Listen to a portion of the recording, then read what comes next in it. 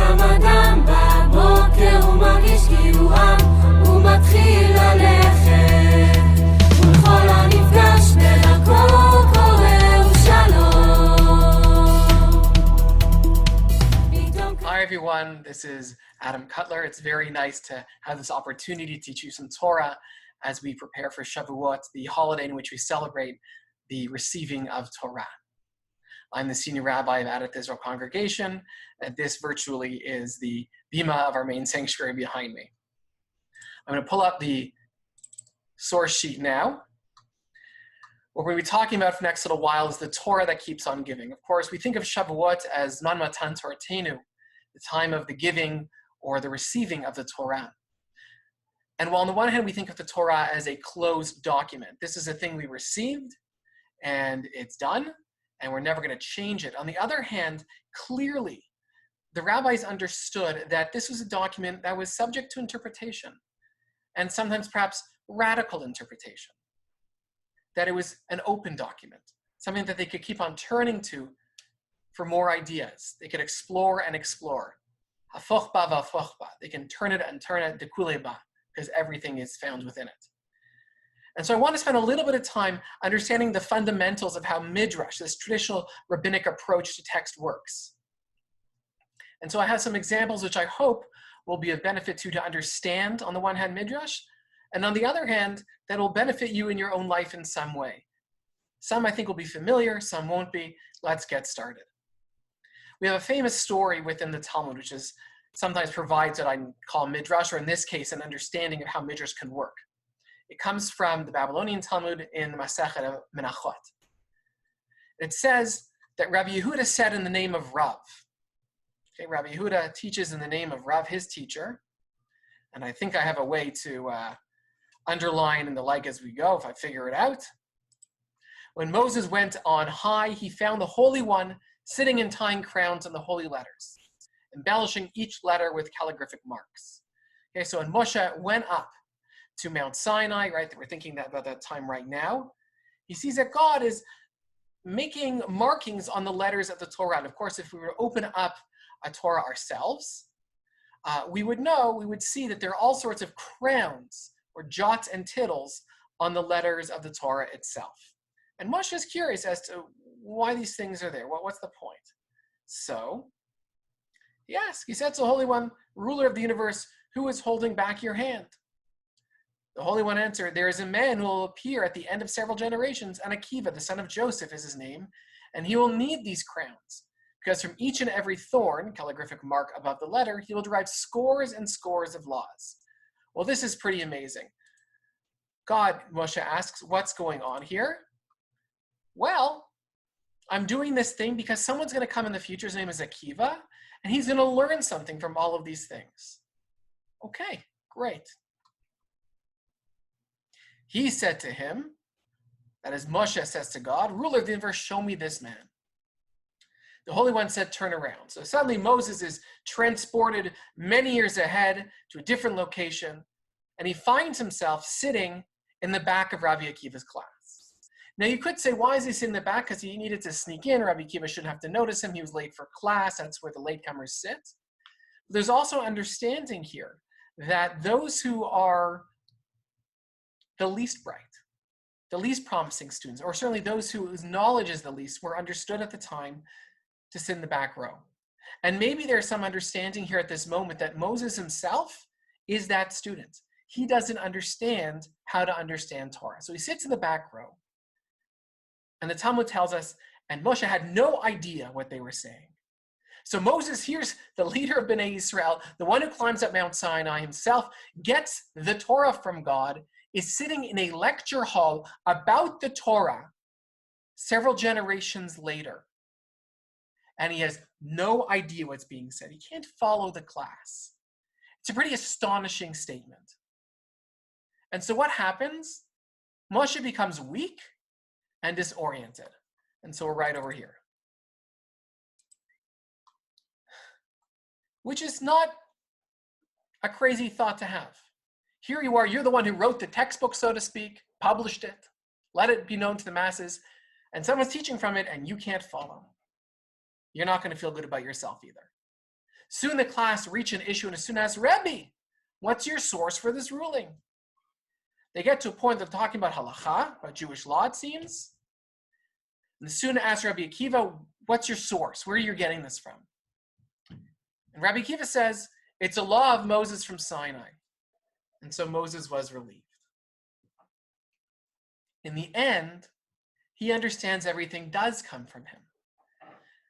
It's a really fascinating story because it seems as if on the one hand, the rabbis are trying to say there are things that Moses doesn't understand. There are codes in a sense, not like the Bible codes, but there are parts of Torah that are mysterious, that take time, take generations to unpack. And yet they were there from the time that Moses received the Torah. Even perhaps, even if Moshe himself didn't understand or didn't know that they were there. And so on the extreme end, when people say, well, everything is given by God to Moses at Sinai, including the Torah Sheba'al Peh, the oral law, they can refer to this story and say, you see, it was there. It was always there. Maybe Moshe didn't understand, but it was always there. But Moshe is, of course, lost. He's disoriented. He's weak, but also uplifted, knowing that he truly is the source from God for all these things, including rulings that he doesn't yet know or understand. And it stems from, in this case, the crowns on the letters, the jots and the tittles. But there's another way to understand these jots and tittles and the abundance of language in the Torah and the redundancy of some language and the ambiguity of some language, which we're going to see later on. We have in the Sifrei B'midbar, looking at the language of Hakaret Tikaret, says that person shall surely be cut off. That person shall be utterly cut off. Hikaret Tikaret. And notice, of course, the doubling of the language. And the question is, why does it have to say both of those things? Hikaret, tikaret, it's the same thing. Surely be cut off. We say surely because we're noting that the language is there twice. And it's asked cut off hikaret in this world and cut off tikaret in the world to come. So Rabbi Akiva. Okay, so Rabbi Akiva is same from our previous source. He says, well, we need both because we learn something from both. From hikaret, we learned this person is going to get cut off, whatever that means is not important to us at this moment in this world. And tikaret signifies that this person who's done this terrible thing is going to be cut off in the world to come as well. Two words signifying two different kinds of being cut off. That's Rabbi Akiva. He's the guy who understands he can learn something from every jot and tittle, from every crown in the Torah, or in this case, from the doubling of language. But Rabbi Yishmael, who's his partner's the wrong word, they spar in terms of their understanding and also their approach to Torah. Rabbi Yishmael said, since elsewhere in Scripture we are taught that he should be cut off, am I tuned for being cut off from three worlds? This isn't the only time the Torah talks about this person being cut off. Therefore, well, based on Rabbi Akiva's approach, that every word counts. Well, we have, in our case here, hikaret 1, tikaret 2, and the other place that he's referring to, that's 3. Maybe it's 3 times he's cut off, 3 different worlds, if you want to be consistent, Rabbi Akiva. What is the point of utterly cut off hikaret tikaret? Rabbi Yishmael answers simply that the Bible uses human expressions and nothing more may be inferred from the repetition. So for Rabbi Yishmael, the Torah speaks bilshon b'nei Adam, in the language of people. And since people talk like this, sometimes doubling language for emphasis or other reasons, since people say you talk like that, the Torah is going to talk like that as well. And we don't have to learn. In fact, we shouldn't or perhaps couldn't learn anything more than that's just the way people talk. And so the Torah talks that way as well. But for Rabbi Akiva, who learned something from every jot and tittle in the Torah, he's going to learn something from this one as well. And so initially, I want to show you that we have fundamentally 2 different approaches to Torah. One which is interested in every single little piece, and another which says that's actually not the way we're supposed to approach this document. We approach it like it's words on a page that use the same language as we do. And I think in our own experience with Jewish texts, we've seen both of these approaches. Some people love diving right in and trying to find the smallest thing to paint a bigger picture. And some people just look at the document as a whole, trying to get out bigger ideas. Okay. But of course, punctuation and grammar matter. And they particularly matter, I think, for the Akiva school more so than the Ishmael school. But we're going to start off looking at this question of Ashrei. We're familiar with Ashrei, which is primarily Psalm 145. It's an acrostic, beginning with Aramimcha, El Melech, and it goes all the way from Aleph to the end of the Aleph Bet with Tav. But those who daven every day know that it's missing the Nun line. In the Masoretic text that we use, and in our Sidur, there's no line for Nun. We go from Mem straight away to Samach. And the question's asked again in the Talmud, in the Masechet Brachot, why is there no Nun verse in Psalm 145? Rabbi Yochanan explained that it's because Israel's, as it were, downfall begins with that letter. And he quotes from a pasuk from verse in the prophet Amos, Nafla lo tosif kum betulat Yisrael. She has fallen and will no more rise, the Virgin of Israel. So in this verse, which alludes to or speaks directly to, in fact, the downfall of the Jewish people, that verse begins with a nun. And since that verse begins with a nun and speaking about the downfall of the Jewish people as a whole, Ashrei, which is a nice psalm, a positive, uplifting psalm, a psalm which we include in liturgy to praise God 3 times a day, it omits the nun because of the potential allusions to Israel's downfall. This is the first explanation. But in the West, as I say, in the land of Israel, the sages actually read this line from Amos differently. She has fallen, but in the West, in Palestine, land of Israel, sages resolve the problematic message of that verse by dividing up differently. Thus, quote, she has fallen and will fall no more. Rise, O Virgin Israel. Okay? You know, there are those comments about street signs, right? Slow children, right? It's either slow children or slow children at play, and it's unclear if the slow is directed to the driver or is a descriptor of the child, or woman without man is nothing. So woman without man is nothing. The woman is nothing. Or woman, man without is nothing. It's a question of how you divide up the line to understand where the emphasis is. Who is nothing without whom? I think that's the way it works. You can look these up on the internet. There's tons of them. Anyhow, the rabbis in the West looked at this verse from Amos, and depending on how they punctuated it, understood it quite differently. Right? You could, like our initial reading, sees Nafla as this verse all about the downfall, or if you're from the West, you read it, she has fallen and will fall no more. Rise, O Virgin of Israel. In which case, it's not a negative verse, but a positive one. And if you read it positively, there's no reason why it shouldn't be included in Psalm 145 in Ashrei. Rabbi Nachman bar Yitzchak said, though David omitted the Nun verse because it would have invoked Israel's downfall, so Rabbi Nachman sort of goes back to the initial understanding that this verse from Amos is in fact negative, does speaks about the downfall. Says even though David, who's the traditional author of Psalms, omitted it, he actually alludes to it in the next verse. Nevertheless, David reconsidered and in divine inspiration added the next verse, so Mech Hashem l'chol hanoflim. Right? That's the next verse in Ashrei. The Lord lifts up all who are fallen and straightens up all who are bent. So there is an allusion in the Samach verse of Ashrei to this missing Nun verse because of Amos, which alludes to the downfall of Israel.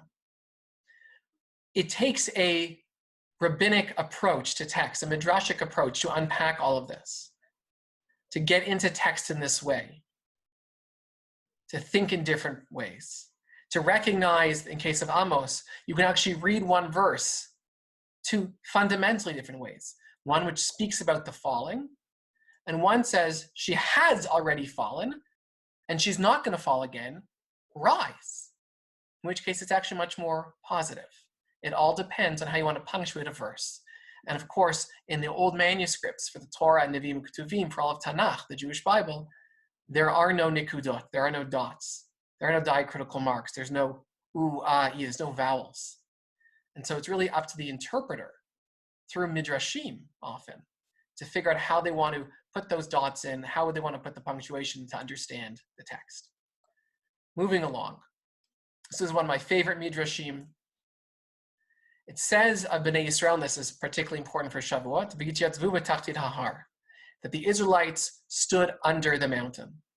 Now we could be like Rabbi Yishmael and say, they stood under the mountain. It's an expression, it's how people talk. We say it today, he stood under the mountain means he stood beside the mountain. But here in the Talmud in Masechet Shabbat and elsewhere, Rabbi Dini Bar Cham Bar Chassid says, this teaches that the Holy One, blessed be, overturned the mountain upon them like an inverted cask, and said to them, if you accept the Torah, it's well, if not, there shall be your grave. Pretty strong language. How could we understand that they stood underneath the mountain? If we want to take it hyper literally, like this midrash does, and I think Rabbi Akiva would like this kind of reading, the only way to stand under a mountain is if someone or something, God, lifts up the mountain above you, holds it over your head, and says, if you accept, great. If not, basically I'm going to drop it on you. And this plays into the whole story of Bnei Yisrael, maybe not so much being interested in the Torah. Not yes, we want, but rather some type of threat, coercion. And if this were another time, we could spend a lot of time talking about that, what it means to be a coerced people. What's the value of punishment if we do wrong? I think that there is some. And sometimes I know personally, I need to know that potentially there is something, let's call it sin, that I do if I don't get out of bed and daven that morning. It helps me keep going. And this is another example of midrash, looking at this language of tachtit, of underneath, and thinking, it couldn't just mean beside, like the way we use it colloquially, or it's literally underneath, in which case God has to be holding the mountain, Mount Sinai, over our heads. Finally, I want to look at the text of Jacob wrestling. It's a text I think we're familiar with, and a text which is actually quite ambiguous in its initial formulation. So in Genesis and Bereshit chapter 32, we read, that same night he rose, and I'm going to count the he's, and he took his 2 wives, his 2 maidservants, and his 11 children, and he crossed the ford of the Yabok. And he took them, and he sent them across the river, and he sent his possessions. Jacob was left alone. And a man wrestled with him until the break of dawn. And then again, ambiguity. When he saw that he had not prevailed against him, he wrenched Jacob's hip at its socket, so that the socket of his hip was strained as he wrestled with him. The Torah is consistently not telling us who the pronoun is referring to, the he and the his. And so we could read it, like I think many people do, that all of the he's and his on verse 23, 24, and 25, until and a man wrestled with him, all of it's just about Jacob. But it doesn't have to be the case. We can read into the ambiguity. There's also a question of, does Jacob take everyone across the river and then he comes back? Or does he send them across the river and he stays by himself? Like, if you have everything that's important to you with you, you think you're just going to tell them, okay, ford the river, go across, I'll see you later. Or maybe you're going to walk with them across, even take multiple trips, and only once they're safely across do you return. But then the question is, why does he return? Why is he alone here? If he sends them across and he's waiting, why didn't he go with them? Or if he sent them across, or if he went across with them and then came back, why did he come back? So there's lots of open questions here. And of course, who is this man? Ve'avek ish imo, that a man wrestled with him. What's the identity of this person? And one famous understanding, which we're not going to get into, because of all this ambiguity, is there is no man. This is Jacob wrestling with himself. We'll get into that another time. So I have 3 midrashim on this, all I believe from Bereshit Rabbah, Genesis Rabbah, one of the midrashim on Genesis. Rabbi Huna said he appeared to him in the guise of a shepherd. He being the angel, or whatever it is, this man who wrestles with Jacob. Thus each had flocks and each had camels. Said he to him, take yours across and I'll take mine across.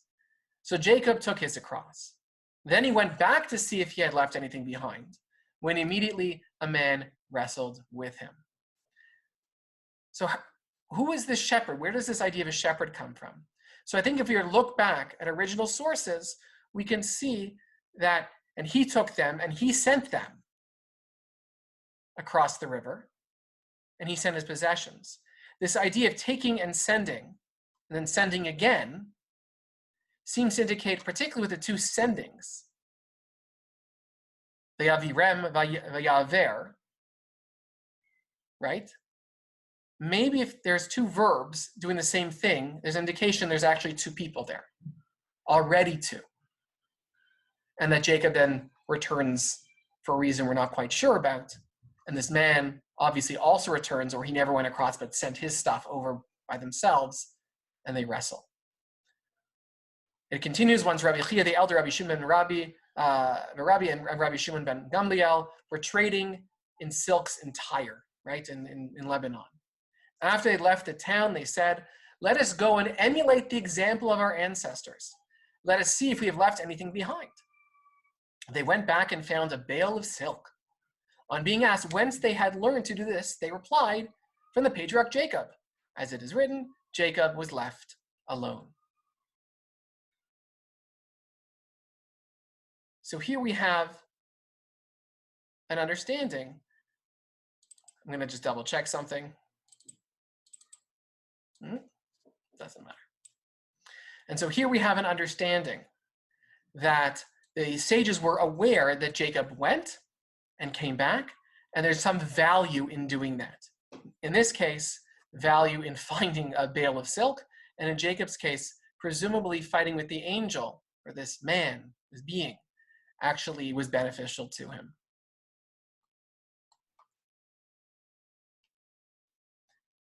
Next, this may be compared to an athlete who is wrestling with the royal prince. Lifting up his eyes and seeing the king standing near him, he threw himself down before him. Thus it is written, and he saw that he prevailed not against him. Which Rabbi Levi interpreted, and he saw the Shekhinah. So the question is, what does it mean he saw that he didn't prevail? What's with this language of seeing? Vayar ki lo yacholo. Now you could say that's just the language we use. We actually use in English. I saw that I wasn't going to win. But they're taking it literally. I saw something. Rabbi Levi said he saw Shekhinah, he saw the divine presence. And when you see the divine presence, like an athlete who's wrestling and looks up and sees the king being God, game over. You're done. You have to stop at that moment. Rabbi Brechi says, we do not know who is victorious, whether the angel or Jacob. Since, however, is written, Vayavek a man with him, it follows who is covered with dust, avak. Who was called with dust? The man who strove with him. So we have language here that seems, again, to be doubled. Okay? Vayavek ishimo, a man wrestled with him. I always have it here. Vehevako imo, person who wrestles with him. We also have this idea elsewhere, and I'm not sure if I gave it to you, that this person was covered in dust. And the person who's covered with dust is the person who wrestled with him. Okay. And finally, Genesis Rabbah 77:3. This may be illustrated by a king. It's a really interesting example, who had a savage dog and a tame lion. Now the king would take his son and incite him against the lion. So if the dog should come to attack him, the king could say to him, a lion was powerless against him, yet you would prevail against my son? So if the nations of the world come to join issue with Israel, the Holy One, blessed be he, will say to them, your guardian angel could not prevail against Israel. How much less can you? Okay, so as always, the king here, of course, is God. The son of God sounds Christological, but in Midrash, the son of the king is going to be Bnei Yisrael, is going to be the children of Israel. And then we have the savage dog and the tame lion. Tame lion represents, excuse me. Tame lion represents this being that fights with Jacob. And it seems to indicate that, in fact, Jacob was, in some level, successful. That he only, in some sense, gave up against this being. He wasn't beaten by this being. And this whole thing was to show the rest of the world, the other nations, these savage dogs, that nothing can beat the children of Israel. Because, of course, Jacob, Yaakov, becomes Israel, representing the entirety of the people of Israel. Which makes the lion in this case, who is understood to be the guardian angel of the other nations, makes the lion and therefore this adversary, not Jacob himself, and not some shepherd or random person, or even an angel, but rather maybe Smael, kind of angel, but who acts to protect the other nations. Perhaps not a great angel, a negative force out there in the world that God sent in order to show the other nations the strength of the Jewish people. And so we've looked through various sources, and I think at the end of the day, what I'm hoping you'll take home, what I'm hoping you'll understand, is that the Torah is not a closed book, and the rabbis of old never saw it as such. That they had hermeneutical tools at their disposal to dig deeper and deeper into the text.